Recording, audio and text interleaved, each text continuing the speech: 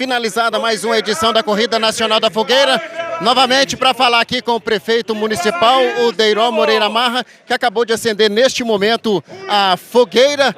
Como você pode acompanhar, a fogueira já acesa, finalizando mais uma edição da Corrida Nacional da Fogueira com sucesso, prefeito.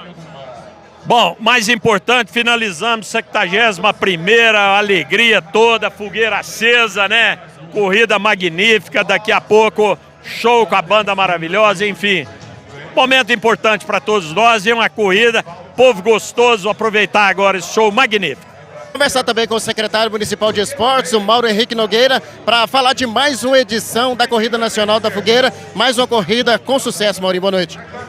Graças a Deus, Gil, logramos mais uma vez o êxito, uma corrida bastante disputada, o keniano veio como favorito, mas o Gustavo, que representa o Brasil no Centro-Oeste, brasileiro, todas as corridas, disputou bastante, veio palmo a palmo. Então foi uma corrida guerrida. E no local tivemos a Roberta, que o time está dando, e a Jéssica, fizeram bonito, o Darlan e o Marciano. Então, para a torcida de parabéns. É para a 72ª edição, com bastante disposição, porque a corrida é uma corrida de evolução. E agora vamos fazer a premiação dos demais locais aqui da cidade. A gente vai fazer por categoria, agradecer ao pessoal da cidade vizinha. Amanhã pela manhã, dá sequência a esse evento com a fogueirinha.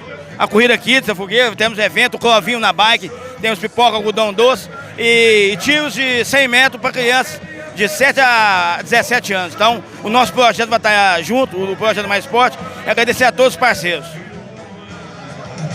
Módulo FM, informação com credibilidade.